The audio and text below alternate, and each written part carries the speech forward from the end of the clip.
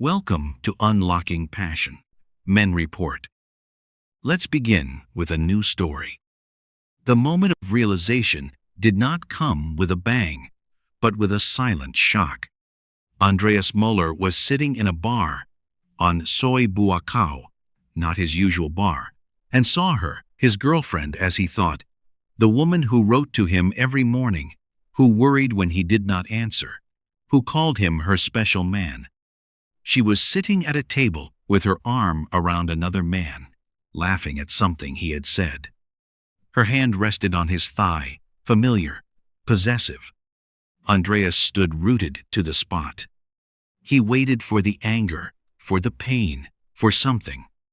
But what he felt was something else. Clarity. Sudden, ice-cold clarity.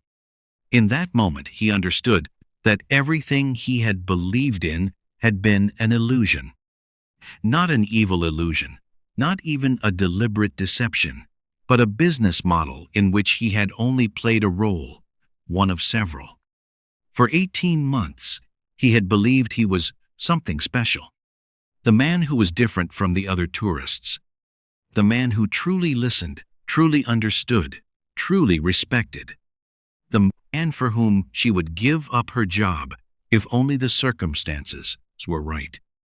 This belief had cost him 65,000 euros. Not in one big scam, but in 1,000 small payments that accumulated like drops of water that eventually form an ocean. Andreas left the bar without being seen. He walked through the streets of Pattaya, past the glowing signs, the muffled music, the laughing people.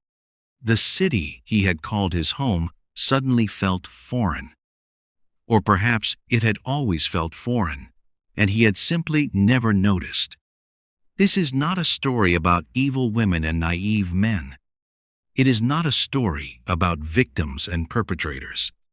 It is a story about a system so subtle that you only understand it once you are already inside it. A system that does not work with violence, but with psychology. Not with lies, but with half-truths. Not with theft, but with voluntary gifts that add up until nothing is left. If you like the stories I create, please subscribe to my channel. Your support is crucial for the growth of this channel and helps me find time for these documentaries, despite my full-time job. Thank you for being here. Andreas Möller came from a world in which things were predictable.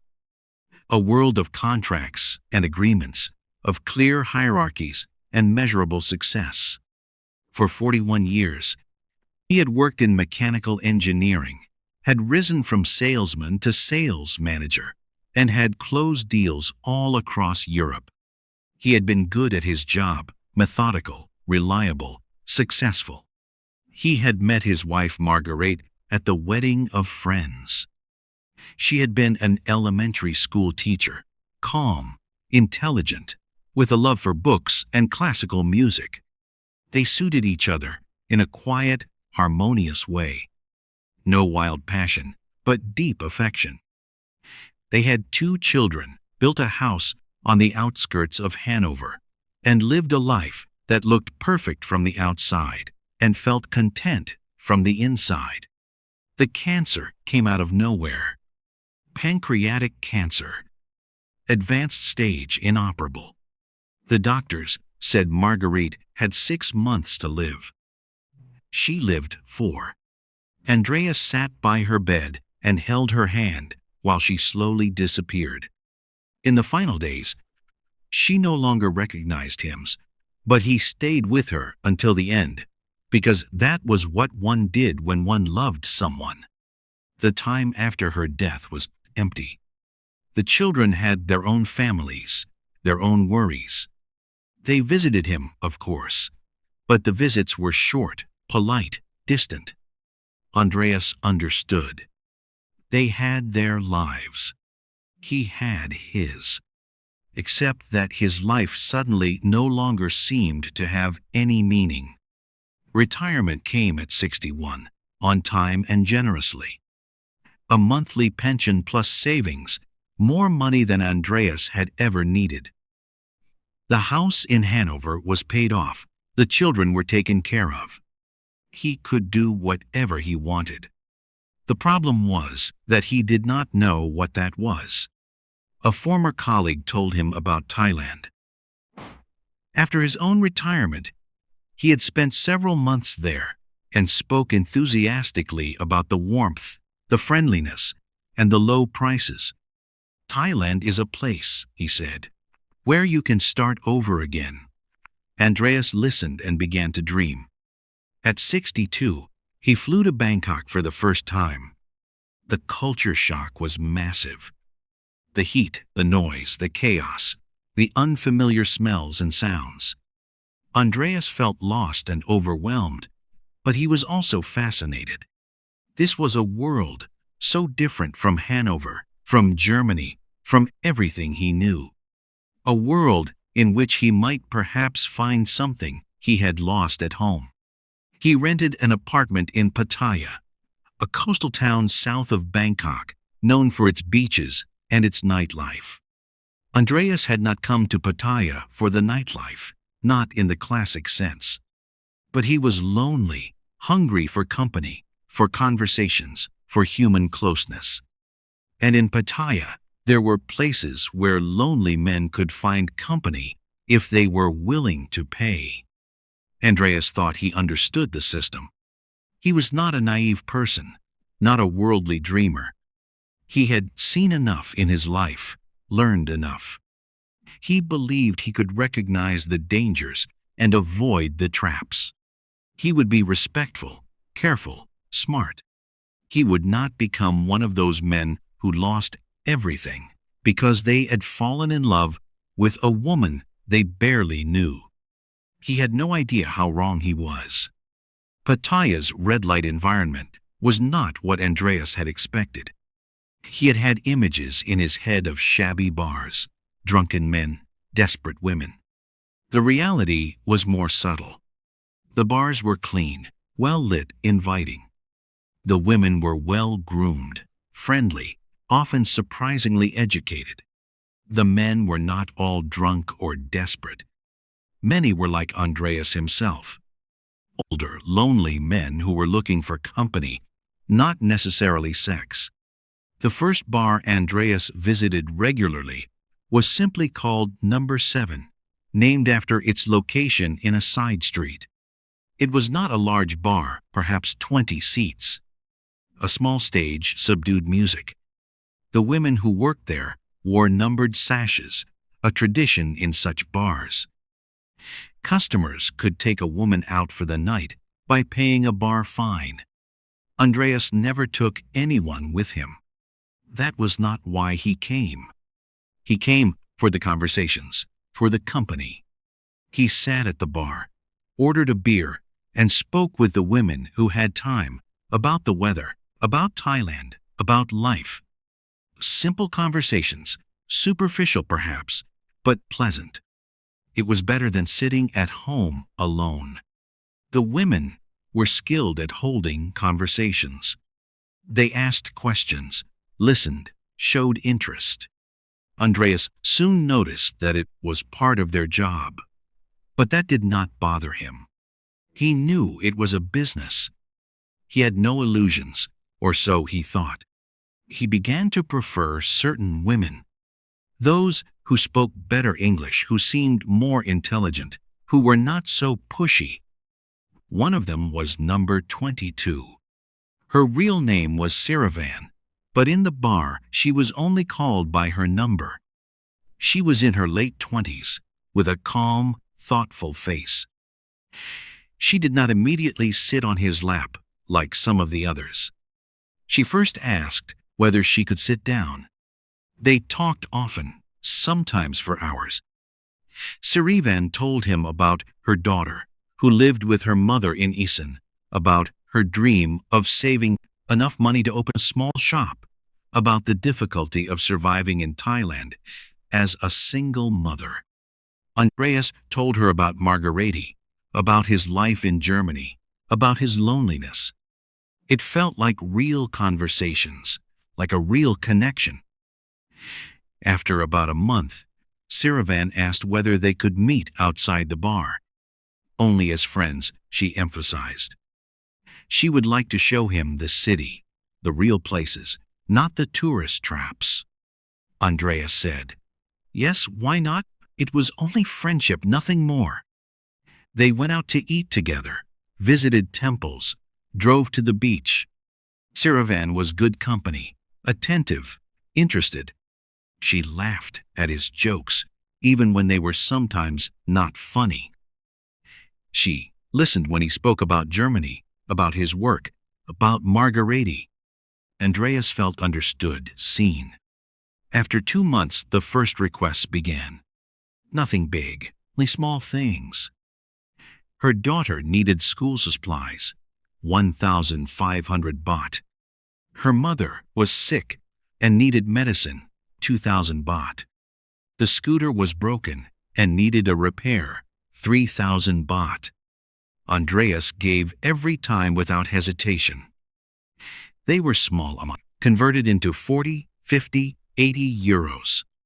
What were 80 euros to a man with his savings? He did not notice how it added up. He kept no record, did not add it together. It was only help, kindness, the thing one did when one liked someone.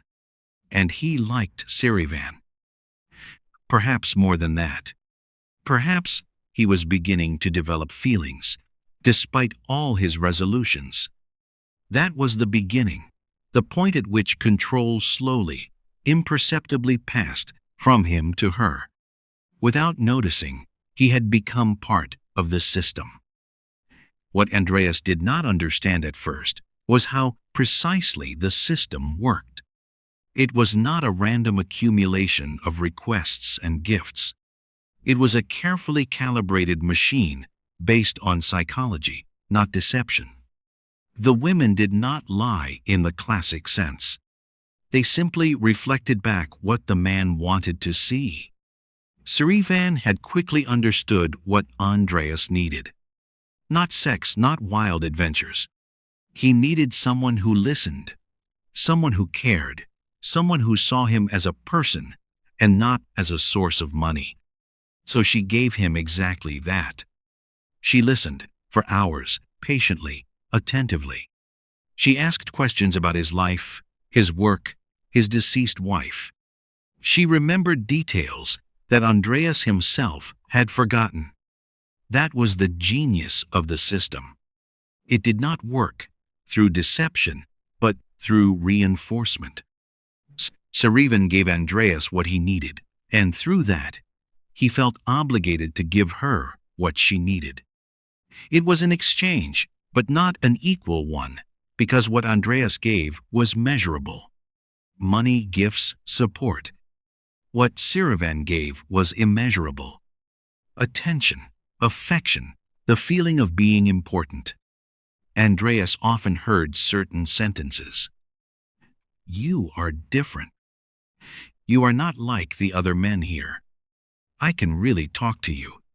These sentences were like balm for his soul. They confirmed what he wanted to believe, that he was special, that this was more than a business, that something real was growing between them. Only later, much later, did Andreas understand that these sentences were part of the script, not because Sirivan was evil, but because they worked. Every man wanted to believe he was different. Every man wanted to believe that the woman who was with him really liked him, not just his money. And by reinforcing this belief, the women made the men dependent. The emotional mirroring went deeper than words. Sirivan adapted to Andreas's moods. When he was sad, she was compassionate. When he was cheerful, she was cheerful. When he wanted to talk, she listened. When he wanted to be silent, she was silent. She became what he needed whenever he needed it. And that was more powerful than any deception. Andreas began to organize his life around Sirivan. He visited the bar more often just to see her. He planned his days so that they would have time for meetings.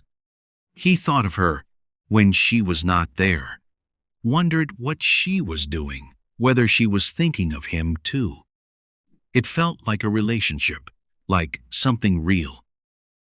What he did not see was the bigger picture, that Sirivan used the same techniques on other men, that the conversations that seemed so unique to him were variations of a pattern she had practiced 1,000 times, that the attention that seemed so genuine to him was part of a job she had been doing for years. It was not evil. It was simply a system that worked, a system based on the universal needs of lonely people. And Andreas, despite all his intelligence and experience, was not immune to it. The money did not flow in rivers, but in trickles. 1,500 here, 2,000 there. Never enough to raise the alarm, but always enough to add up.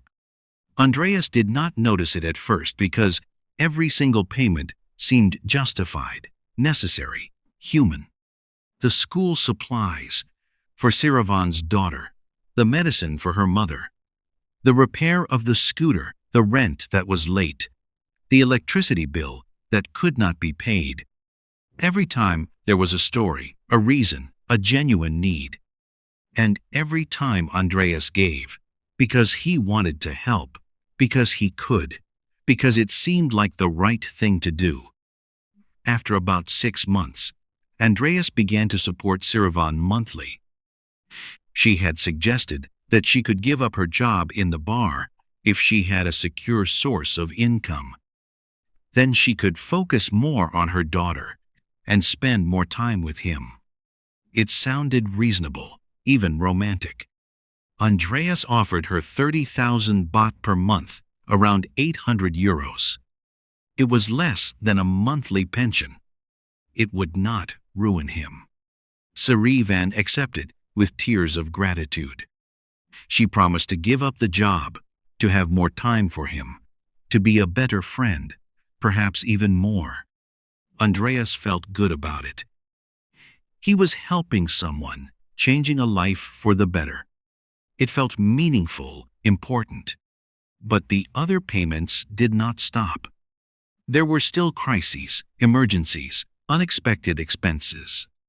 Her mother needed an operation, 15,000 baht. Her daughter became sick, 8,000 baht. The roof of the family house had to be repaired, 20,000 baht. Every time. Andreas believed this would be the last major expense, that after that everything would become calmer. But it never became calmer. Andreas began to calculate about a year after their first meeting. He went through his bank statements, added up the transfers, the cash withdrawals, the expenses he had made for Sirivan. The number frightened him. Over 40,000 euros in 12 months. More than 3,000 euros per month on average. He had not noticed it because it had happened so gradually, so naturally. He spoke with Sirivan about it carefully, without accusation. She cried, apologized, said she had not known it was so much. She did not want to be a burden. Perhaps she should go back to the bar. Andreas quickly reassured her. No, it was all right. He was only worried about the future. They should perhaps be more careful, plan, save. Sirivan agreed. For about 2 weeks there were no requests, no crises. Andreas relaxed, believing they had reached a turning point. Then the next emergency came, and the cycle began again. What Andreas did not understand was that this was the design. The systems did not work through large frauds, but through constant small extractions. The man became used to giving. It became normal, expected, self-evident.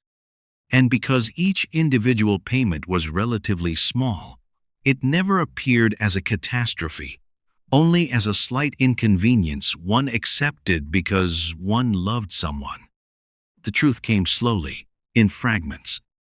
A comment here, a remark there, things that did not fit together. Siravan spoke of a new phone she had bought, but Andreas had not given her money for a phone. She showed him photos from a trip to the coast, but she had said she was with her mother in Isan that week.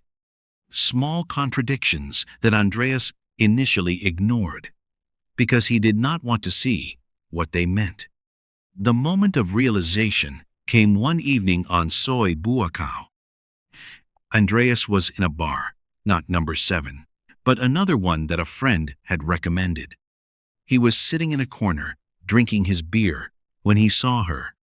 His Sirivan, at a table with another man, a Western man, perhaps in his late 50s, with gray hair and expensive clothes. She laughed, stroked his arm, the same gesture she used with Andreas.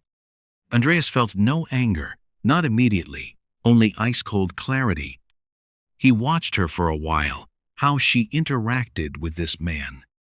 The same gestures, the same smile, the same attention he had believed was unique. Everything was a pattern, a routine, perfected through repetition. He left the bar without being seen. At home, he began to research on the internet, in forums, and in conversations with other men. What he found shook him. The system of multiple sponsors was widespread, almost normal in the red light environment. Many women had several men at the same time, each with a different role. One man paid the rent, another the scooter, a third the extras.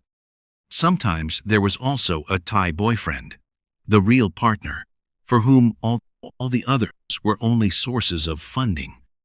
The men knew nothing about one another. Each believed he was the only one, the special one. Andreas spoke with a German man who had lived in Pattaya for years. The man, Rainer, laughed bitterly when Andreas told his story. "That is standard," Rainer said. Most women in the scene had at least 2, often 3 or more sponsors. It was not fraud in the Lutisits because no one had promised exclusivity, but it was a form of exploitation, subtle and effective. Rainer explained the economic model. A woman needed about 40,000 to 50,000 baht per month to live comfortably and support her family. No single man would give that much, not in the long term. But 3 men each giving 15,000, that was possible. And because the men knew nothing about one another, it worked. The women were not stupid, Rainer emphasized. They were entrepreneurs managing their resources. They had calendars in which they coordinated their appointments with different men. They had separate phones, separate social media profiles. They were organized, professional, efficient. Andreas did not feel betrayed, not in the emotional sense. He felt stupid. He had believed he was something special. He had seen signs that were not there. He had constructed a relationship out of wishes and illusions. The truth was simpler and harder. He had been a customer, one of several, interchangeable and replaceable. After 18 months with Siravan, Andreas took stock. He went through all his bank statements, all receipts, all records. He calculated what he had spent, not only directly on Siravan, but on everything connected with that time. The sum was sobering. Monthly support for Siravan, an average of 1,000 to 1,200 euros over 14 months, totaling about 16,000 euros. One-time payments for emergencies, family, repairs, and other expenses. Gifts, trips, shared expenses, bar visits, around 15,000 euros. Additional costs that were difficult to assign, but definitely connected with that period, an estimated 6,000 euros. The total was around 65,000 euros. Andreas stared at the number and tried to understand it. 65,000 euros in 18 months, almost 3,500 euros per month, more than his entire pension. He had drawn on his savings without really noticing. The money had flowed like water, steadily, continuously, imperceptibly. The worst thing was that he had nothing he could report to the police. No theft, no violence, no open deception. He had given everything voluntarily, fully conscious. He had signed, transferred money, handed over cash. No one had held a gun to his head. He had done it because he wanted to, because he believed it was right.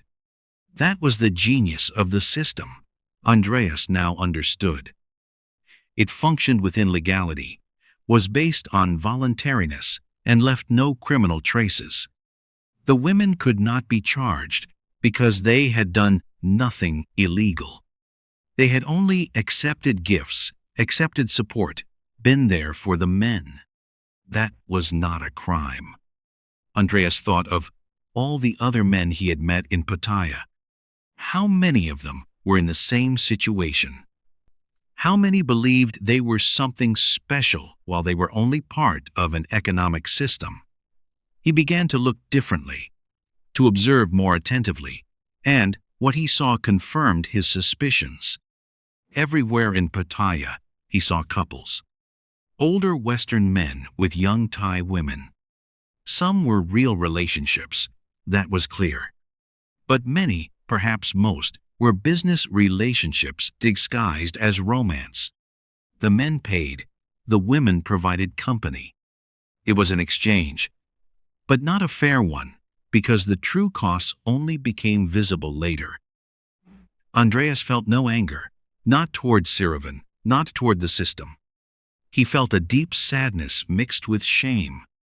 Sadness over the loneliness that had brought him into this situation in the first place.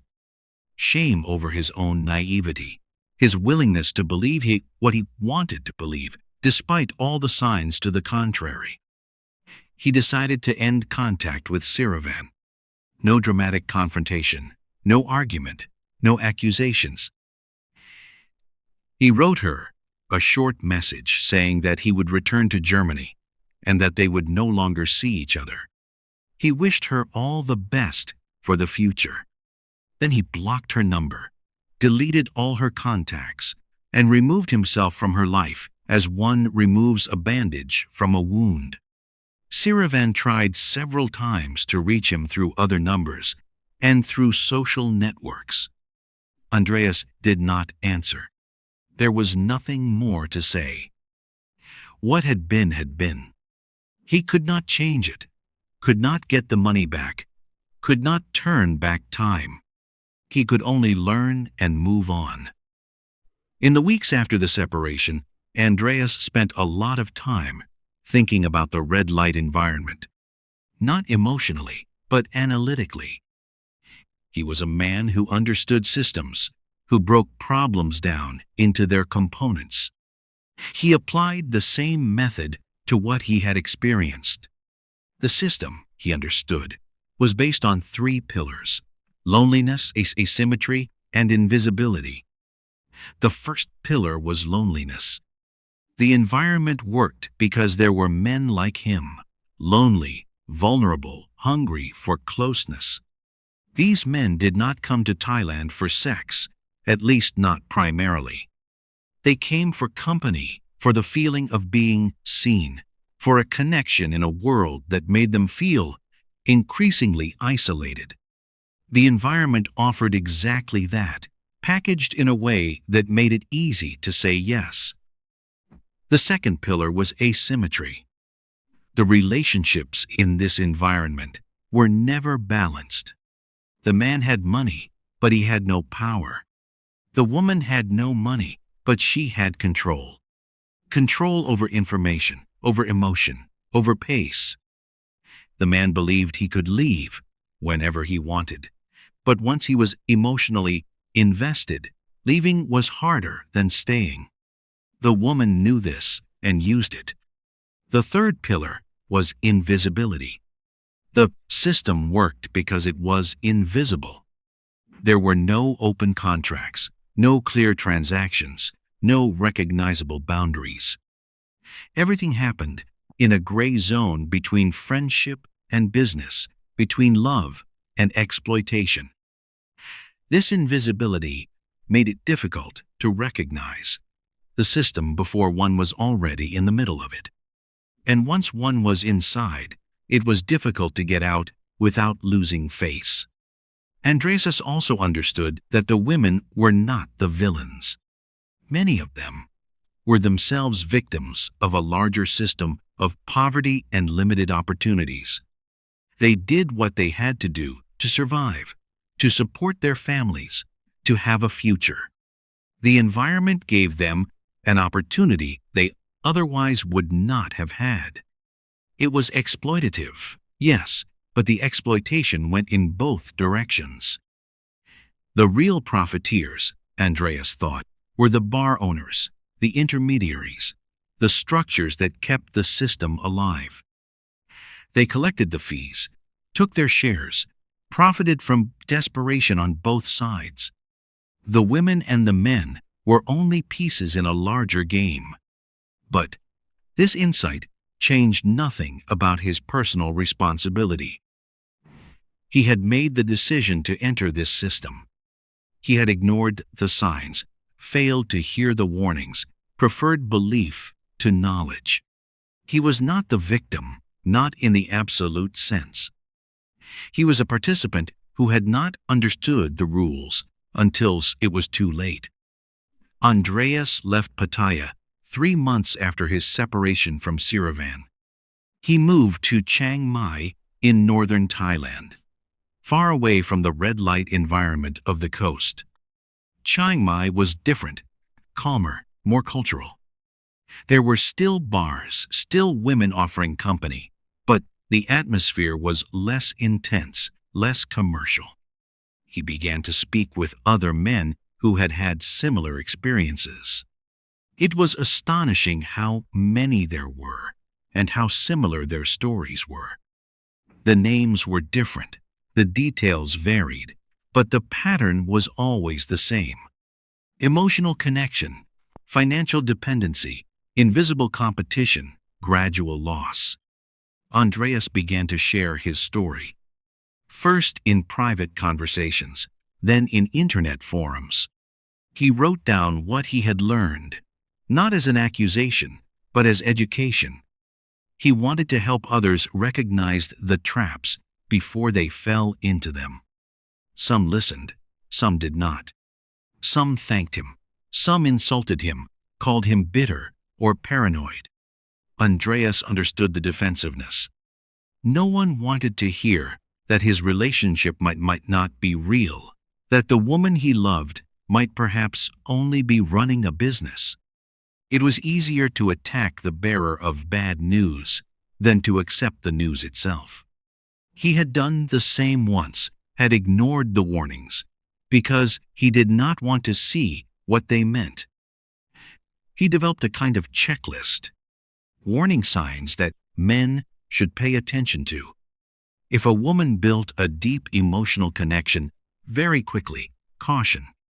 If financial emergencies occurred constantly, always with good reasons, caution. If the woman was vague about her time, her activities, her contacts, caution. If she had several phones, separate social media profiles, caution. If other men seemed to know her in bars or on the street, caution. None of these signs was proof on its own. Some women had legitimate emergencies, legitimate reasons for privacy, but together they formed a pattern that should not be ignored. And if one saw 3 or more of these signs, it was time to pause and reconsider. Andreas also emphasized the importance of self-reflection. Why was one even in this situation? What was one looking for? Love, company, validation. The clearer one was about one's own needs. The less vulnerable one was to manipulation. The problem was not seeking company. The problem was believing that one could buy love. He also warned against self-righteousness. It was easy to judge other men, to smile at their naivety, to consider oneself too smart, but everyone was vulnerable under the right circumstances. Loneliness made people vulnerable. And in a foreign country, without a social network, without cultural understanding, everyone was more vulnerable than at home. The most important message Andreas wanted to convey was this: the red light environment was not chaos, it was a system. A system based on psychology, on economic incentives, on the exploitation of human needs. The women were not stupid, the men were not special. And anyone who believed he had everything under control was exactly where the system wanted him to be. Today, 2 years after his experience with Sirivan, Andreas still lives in Chiang Mai. He has found a new routine, new friends, a quieter life. He hardly ever goes to bars anymore, and when he does, only to places where the red light environment plays no role. He has learned to fight his loneliness in other ways. Through volunteer work, through hobbies, through genuine, non-commercial friendships. His savings have taken a hit, but he is not ruined. The 380,000 euros he began with have shrunk to around 250,000. A significant loss, but not catastrophic. His pension still allows him to live comfortably. He will not take luxury trips, but he will not starve. More important than the money is the lesson. Andreas now understands that he came to Thailand for the wrong reasons. Not to begin a new life, but to escape the old one. He had thought that a change of place would heal his loneliness. But loneliness is not a geographical problem, it is an emotional one. He has also understood that cultural differences matter more than he had thought. In Germany, he would have been able to read the signs better, understand the dynamics, recognize the dangers. But in Thailand, in a culture foreign to him, in a language he did not speak, he was like a child who does not understand the adult world. That made him vulnerable. Andreas still keeps in touch with some men from his time in Pattaya. Some have learned similar lessons, some have not. One man he knows is still with his girlfriend.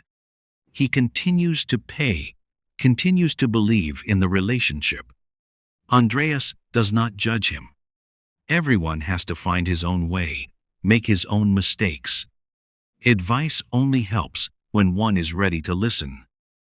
He has also learned to see the red light environment in a more differentiated way. It is not black and white, not good or evil. It is complex, filled with people who are all trying to survive in their own way. The women are not villains, the men are not idiots.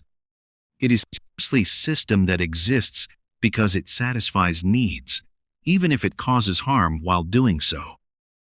When he tells his story, and he does so less and less often, Andreas emphasizes 3 points.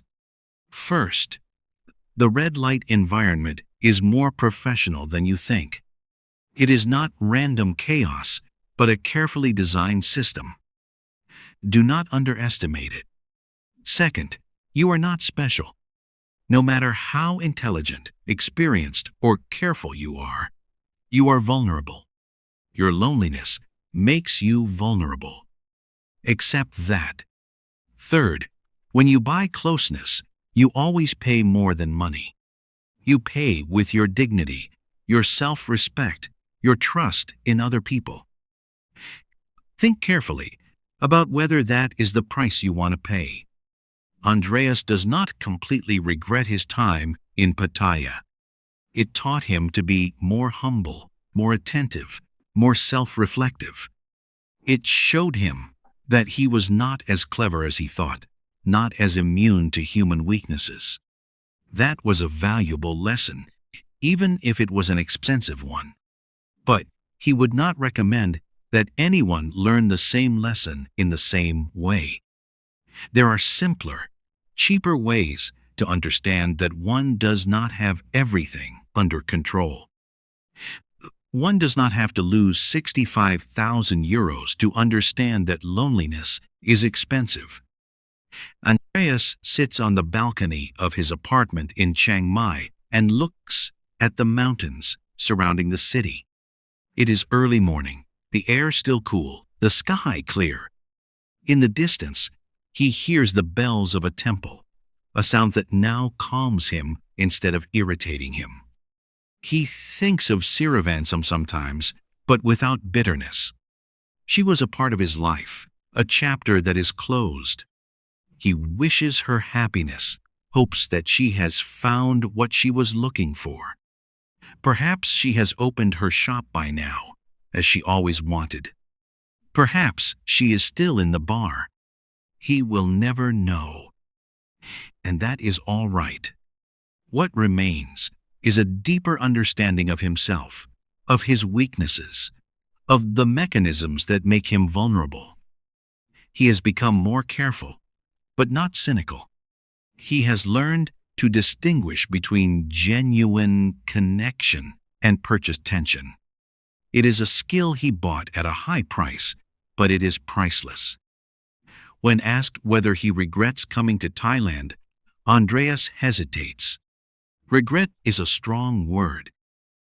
He wishes some things had gone differently, but without this experience, he would be a different person, perhaps a more naive one. He paid for his education in money and dignity. But he learned. The sun rises higher. The day begins. Andreas drinks his coffee and enjoys the silence. Somewhere in Pattaya, the bars are just opening, preparing for a new day, new customers, new stories. The system continues to function, and will continue to function, as long as there are lonely people who believe money can buy love. But that is no longer his problem. He has learned his lesson, and sometimes he thinks that is all one can ask for. Thank you for staying until the end. If this story touched you, then subscribe to the channel and activate notifications so you do not miss another documentary about romance scams and true crime cases. Every subscription helps this channel grow. Until next time.